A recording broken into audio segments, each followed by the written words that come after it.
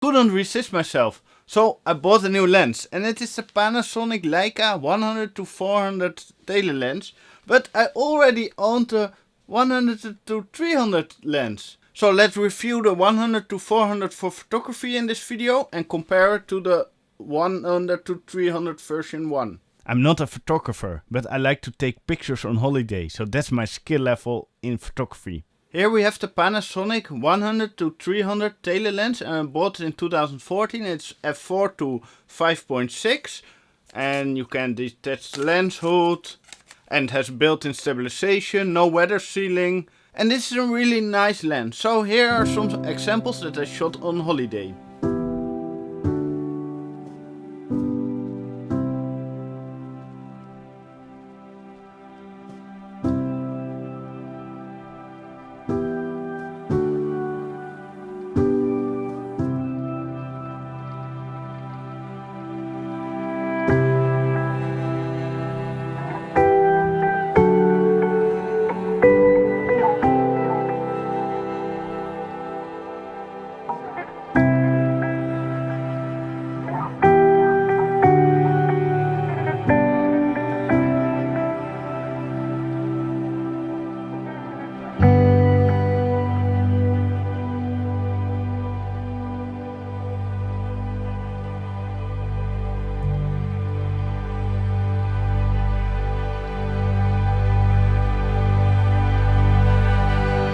One of the issues that I have with this lens is that 300mm on a crop of 2 is 600mm, and if I see a bird high in a tree, the reach is not good enough. So I want to have more reach. And also when you hike around with this lens and you shake it a bit, and it also depends on what kind of weather it is, it just slowly creeps out the whole time. So that's quite annoying. The build quality is decent. It's a plastic lens and it's pretty lightweight, and nice rubber grip on the zoom ring, and plastic on the focus ring. And some say this lens is not that sharp on the widest end, and there's no tripod collar. But for around 500 euros or dollars, this is a pretty decent lens. So here we have the Panasonic 100-400, and I bought it brand new for 1200 euros. It was on discount, and normally it's around 1400 euros. So it's almost 3 times more than the 100-300, and it has only 100mm more range on the lens. So is it worth all the extra money? Let's find out. The lens goes from f4 to f6.3, and on 300mm it's around f5.6, f5.7, so that's the same as the 100-300mm. Only a bit more reach, but not much more speed. So the lens has the same brightness in all the focal lengths. We have a built-in lens hood, and it comes also with an extra lens hood that goes on top of it, and with a little screw here on the bottom locks in place. So when hiking around you won't lose your lens hood. If you extend it like this, there's some play in it, and I don't really like that. The front filter thread is 72mm, so that's a nice standard size. The lens is built out of metal, and also the zoom ring and the focus ring have a metal feeling. So I prefer the rubber feeling, but for durability this is better, because when you are in a warmer environment, the rubber will extend and get loose. So this is a better solution for some more extreme climates. The lens comes with this tripod collar, so you can directly put it on your tripod and it gets nicely in balance. If you use a battery grip with this tripod collar attached, it has not enough room for your fingers, but luckily you can easily remove the tripod collar like this, and then you have just a 1/4" thread here on the bottom. And if you lose this screw on the side, you can rotate the tripod collar to portrait mode, so you don't have to get special mounting brackets, and you can easily turn it around while shooting. Here we have the focus ring, and it is focused by wire. Here we have a lock mechanism which prevents the lens from extending out while carrying it around, so it's now locked, and if we unlock it you can easily extend the lens. and you can lock it in every position that you want. The biggest ring is for the zoom and it has a 90 degrees throw. Here on the side we have a button for the built-in lens stabilization, and it works together with the GH5 for dual IS.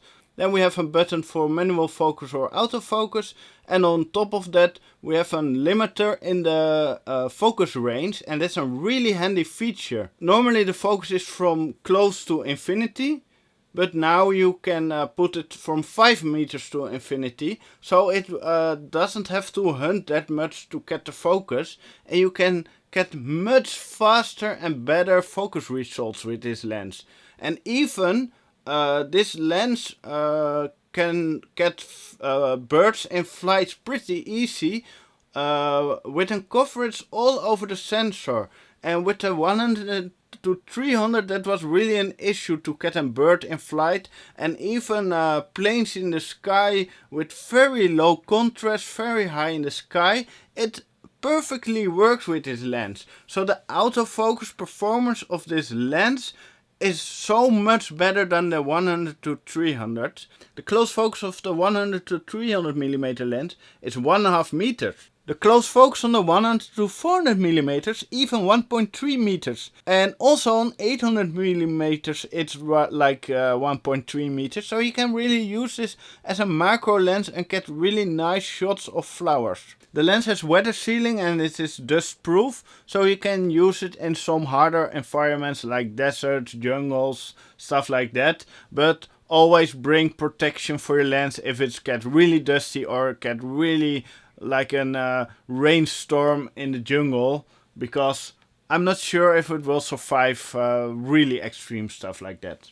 If you use this lens for photos on a GH5 or a G9, you don't have to bring a tripod because the stabilization is really good. I shot this lens wide open just to see how good it is, and I don't see any reason to stop it down for image quality. Only if you need to have more depth of field, you can stop it down, of course. But you can really shoot it on f6.3 on 400 mm, and you don't have to stop it down to f11 to get good results with it. A downside of this lens is the weight. It's almost 1 kilo. And the 100 to 300 mm lens is only 500 grams. And also the lens is a little bit longer, so you really need to have the space in your bag to fit it. The barrel extends when zooming out, but it doesn't become front heavy because this barrel is from plastic. Now some things that I don't like about this lens. It's not compatible with teleconverters, so you can't get more reach than the 400 mm. So that's a big downside, because I rather see some more reach out of the lens. Because if you want to make photos of small birds, 400 mm is not enough reach. There's nothing you can do about it, and the Olympus lens is just too much money for the extra reach and the teleconverters. The other thing that I don't like, if the lock is open and you walk around, it still extends. So I rather had seen a little bit stiffer barrel zoom, that it just stays in place. But it's my personal choice, and I don't like that the lens hood is fiddling around on this position. So the last thing I don't like about this lens, that's quite heavy, so my hand now is already getting tired. But for the rest, it's really a lovely lens. So is this lens with only 100 mm more range over the 100 to 300 worth the extra money? I say yes, it's really worth the extra money, because the stabilization is really good, the autofocus with the limiter is great, the tripod color, the build quality, the extra reach, the lens hood that's really attached with a screw. It's just a more professional lens, and finding an alternative for this lens that is this lightweight, this small, the reach of 200 to 400 mm with all the stabilization is really hard to find. And I don't think there's any competition with other brands that gives the same results of this pretty compact lens. Olympus is developing a 150-400mm lens. It's an f4.5, so it will be bigger than this lens. And with a built-in 1.25 teleconverter and so compatible with a 2x teleconverter. So that is really a step up above this lens. I didn't wait on this lens because I asked them how much will this lens be. Yeah, we are not sure yet, but Olympus 150-400 will be around between 4,000 and 7,000 euros. So I bought this one for 1,200. I don't think the 4,000 to 7,000 euro for the Olympus lens is really worth it. Do I recommend the 100-300mm lens for 500 euros? Yes, it's a plastic lens, but I traveled to 4 countries with it, with jungle, deserts, mountains, ocean, all kinds of environments and rain and dust, and it's still working fine as it should be, and it looks like a brand new lens. So for 500 euros, really pick one up if you want to have a cheaper telephoto lens. But if you want to have an even better lens, get the 100-400mm lens, because this is really worth 1,200 to 1,500 euros that you pay for that lens right now. Thanks for watching. Please like and share this video, subscribe and leave a comment. And if you want to pick up one of those lenses, you can use my Amazon affiliated links and help my channel.